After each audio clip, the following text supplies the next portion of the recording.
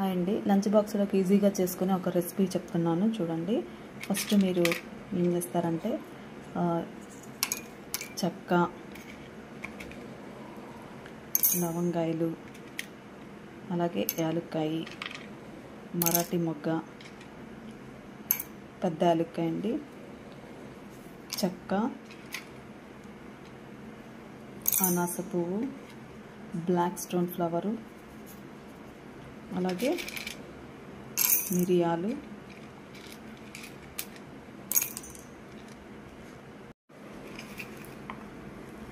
అల్లం వెల్లుల్లిపాయలు,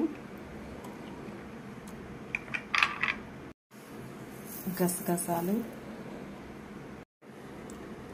జీలకర్ర, ధనియాలు, ఇలా తింపి పెట్టుకున్నటువంటి పచ్చిమిరకాయలు,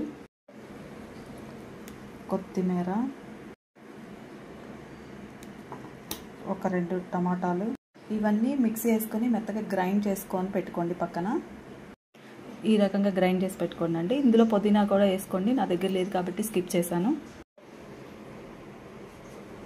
హోల్ బిర్యానీ మసాలా, బిర్యానీ ఆకు, జీడిపప్పు రెడీ చేసుకోండి. అట్లానే రైస్లో కావాల్సినటువంటి ఉల్లిపాయలు, క్యారెట్, బంగాళదుంప, ఇంకా వేరే వెజిటేబుల్స్ వేసుకున్నా మీరు ఇందులో మిక్స్ చేసుకుని వేసుకోవచ్చండి. నేను ఈ గ్లాస్తో 3 గ్లాసులు బాస్మతి రైస్ అయితే తీసుకున్నానండి. మీరు బాస్మతి రైస్ లేకపోతే ఏ మామూలు రైస్తో అయినా సరే ఈ ఫ్లేవర్డ్ రైస్ని చేసుకోవచ్చు. బియ్యాన్ని శుభ్రంగా కడిగేసి ఒక అరగంట నానబెట్టుకోండి. ఇలా నానబెట్టుకోవడం వల్ల మీకు రైస్ అనేది పొడి పొడిగా విడివిడిగా వస్తుంది అనమాట. 2 స్పూన్ల నెయ్యి, 2 స్పూన్ల ఆయిల్ పోసుకోండి.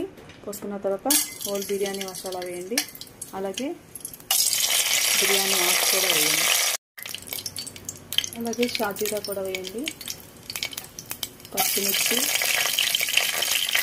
ఉల్లిపాయలు వేయండి, అలాగే జీడిపప్పు కూడా వేయండి. జీడిపప్పు స్కిప్ చేయొచ్చు, మీకు ఇష్టం ఉంటే వేసుకోండి, లేకపోతే లేదు. ఈ ఉల్లిపాయలన్నీ బ్రౌన్ కలర్లో వచ్చే వరకు వీటన్నిటిని ఫ్రై చేయండి. కొంచెం పసుపు కూడా వేయండి. ఇలా దోరగా వేగిపోయాక మీరు కట్ చేసి పెట్టుకున్న వెజిటేబుల్స్ అన్నీ దానిలో వేసుకోండి. ఇది కూడా దోరగా వేగేవరకు ఫ్రై చేయండి. ఇలా ఈ వెజిటేబుల్స్ కూడా బాగా వేగిపోయిన తర్వాత మనం ముందు నూరి పెట్టినటువంటి మసాలా దీనిలో వేసేయండి.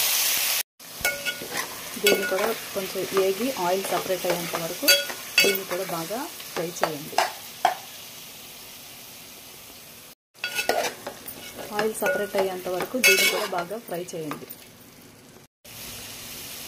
నేను 3 గ్లాసులు రైస్ తీసుకున్నానండి, అందుకని 6 గ్లాసులు వాటర్ పోస్తున్నాను. అంటే 1 గ్లాసు బియ్యానికి 2 గ్లాసులు వాటర్ పోయండి, సరిపోతుంది. వాటర్ పోసిన తర్వాత మీకు ఎంత ఉప్పు సరిపోతుందో అంత ఉప్పు వేసుకోండి. ఇవన్నీ కలుపుకున్న తర్వాత ఒకసారి ఇలా తిప్పేసుకొని ఎసరంతా మరిగే వరకు ఉంచుకొని బియ్యం వేసుకోండి. ఇలా ఎసరంతా మరిగిపోయిన తర్వాత ఇందులో రైస్ వేసేసుకోండి. రైస్ వేసుకున్న తర్వాత అన్నం అంతా ఒకసారి ఇలా కలిపేసి రైస్ అంతా ఇట్లా మిక్స్ చేసేసి కొద్దిగా పొంగొచ్చే వరకు ఉంచి సిమ్లో పెట్టి మూత పెట్టేయండి. మధ్యలో ఒకసారి తీసి నెమ్మదిగా ఇలా కదుపుకోండి. బాస్మతి రైస్ అయితే కొద్దిగా జాగ్రత్తగా కదుపుకోండి, లేకపోతే బియ్యం రైస్ విరిగిపోయి తినేటప్పుడు మంచిగా అనిపించదు. ఇలా తిప్పేసి సిమ్లో పెట్టేసుకోండి, వాటర్ అంతా పీల్చేస్తుంది. చూడండి, మొత్తం రైస్ అంతా ఉడికిపోయి ఎంత బాగుందో, ఎంత మంచి స్మెల్ వస్తుందో, చక్కగా చాలా బాగుంటుందండి ఈ రైస్. ట్రై చేసి చూడండి. ఈ ఫ్లేవర్డ్ రైస్ని రైతాతో మిక్స్ చేసుకుని తినండి, ఆనియన్స్ యాడ్ చేసుకోండి, చాలా టేస్టీగా ఉంటుందండి. దీనిలోకి ఇంకా ఏ ఇతర కర్రీస్ కూడా అక్కర్లేదు, అంత బాగుంటుంది అనమాట. ఒకసారి ట్రై చేసి చూడండి.